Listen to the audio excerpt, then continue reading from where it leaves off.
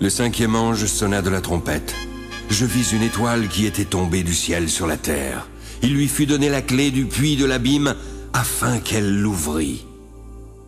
Puis il monta du puits une fumée comme celle d'une grande fournaise. Le soleil et l'air furent obscurcis par la fumée du puits. De la fumée sortirent des sauterelles qui se répandirent sur la terre. Il leur fut donné un pouvoir comme celui des scorpions de la terre. Il leur fut dit de ne point faire de mal à l'herbe de la terre, ni à aucune verdure, ni à aucun arbre, mais seulement aux hommes qui n'avaient pas le sceau de Dieu sur le front. Il leur fut donné non de les tuer, mais de les tourmenter pendant 5 mois.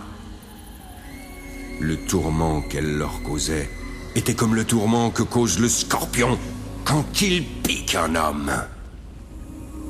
En ces jours-là, les hommes chercheront la mort, mais ils ne la trouveront pas. Ils désireront mourir, mais la mort fuira loin d'eux.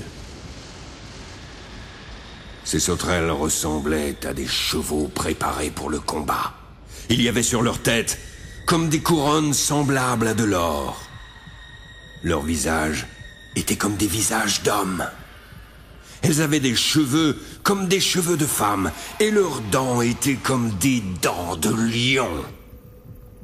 Elles avaient des cuirasses comme des cuirasses de fer, et le bruit de leurs ailes était comme un bruit de chars à plusieurs chevaux qui courent au combat. Elles avaient des queues semblables à des scorpions et des aiguillons. C'est dans leur queue qu'était le pouvoir de faire du mal aux hommes pendant 5 mois. Elles avaient sur elles comme roi l'ange de l'abîme, nommé en hébreu Abaddon et en grec Apollyon. Le premier malheur est passé, mais voici, il vient encore 2 malheurs après cela. Le 6e ange sonna de la trompette. J'entendis une voix venant des 4 cornes de l'autel d'or qui est devant Dieu. Elle disait au 6e ange qui avait la trompette: « Délie les 4 anges qui sont liés sur le grand fleuve d'Euphrate. » Et les 4 anges, qui étaient prêts pour l'heure, le jour, le mois et l'année, furent déliés afin qu'ils tuassent le tiers des hommes. Le nombre des cavaliers de l'armée était de 2 myriades de myriades. J'en entendis le nombre. Puis dans la vision, je vis les chevaux. Ceux qui les montaient avaient des cuirasses couleur de feu, d'hyacinthe et de soufre.